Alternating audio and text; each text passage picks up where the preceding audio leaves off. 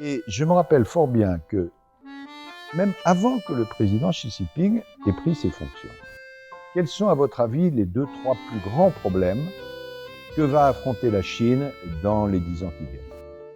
Et dans ces 2-3 problèmes, il va y citer la question du climat et de la pollution. Ce qui voulait dire que dès qu'il a pris ses fonctions, il a été absolument conscient de cela.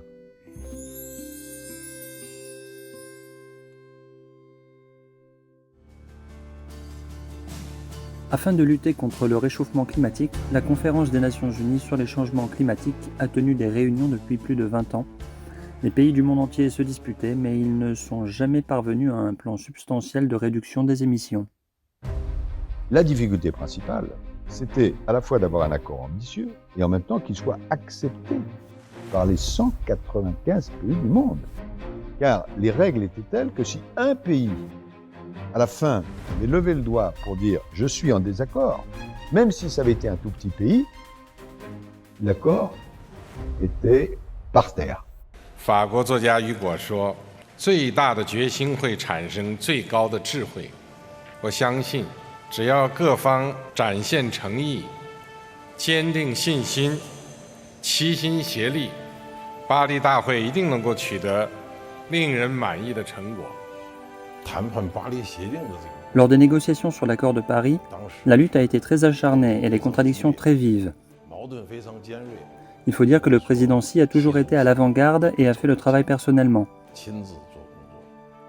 Il a demandé à tous les pays de rechercher un terrain d'entente tout en réservant leurs divergences et d'aller dans le même sens. Et enfin, il a persuadé toutes les parties avec des opinions extrêmes pour un résultat final plus proche du milieu.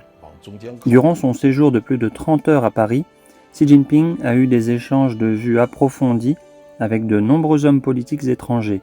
Laurent Fabius a vu les efforts que la délégation chinoise et lui ont déployés pour promouvoir l'accord de Paris. Et évidemment, cette impulsion personnelle des présidents, singulièrement du président chinois, ont eu beaucoup d'importance. Et nous sommes arrivés à ce qui était un petit peu un miracle, puisque, je vous en fais la confidence, où j'ai présenté le texte final, l'ensemble des pays du monde qui étaient là, il y avait quelques pays qui étaient quand même un peu réticents. Alors je suis allé voir mon collègue et ami chinois, avec qui nous avons travaillé ensemble, qui j'avais pleine confiance, m'a dit, le président Xi m'a dit qu'il fallait que ce soit un succès, je vais t'aider.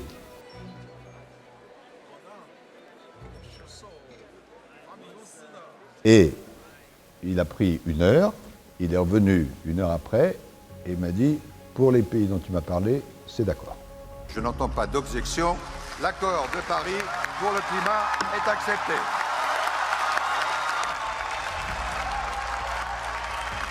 C'est un petit marteau, mais je pense qu'il peut faire de grandes choses.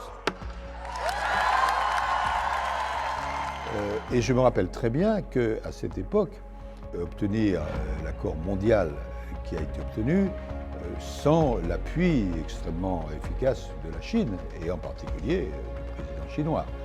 Mais il s'agit maintenant de l'appliquer. Et c'est là où la Chine en particulier a un rôle essentiel.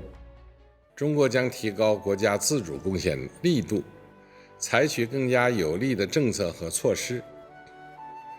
二氧化碳排放力争于2030年前达到峰值，努力争取2060年前实现碳中和。 La déclaration du président Xi Jinping devant l'Assemblée générale des Nations unies a été la première très importante à faire bouger les choses. Pour essayer de diminuer l'importance du charbon, des efforts à faire. Ce n'est pas facile, parce que ça signifie que des modes de production, de consommation vont devoir être changés. Et évidemment, il y a des programmes en ce sens. On l'a vu notamment dans le 14e plan chinois. 大国要有大国的样子，要展现更多责任担当。 Le rôle personnel du président Xi Jinping a été extrêmement important.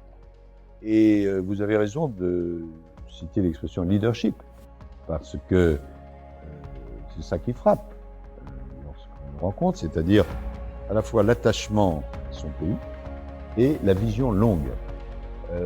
C'est une des choses les plus frappantes chez les dirigeants chinois.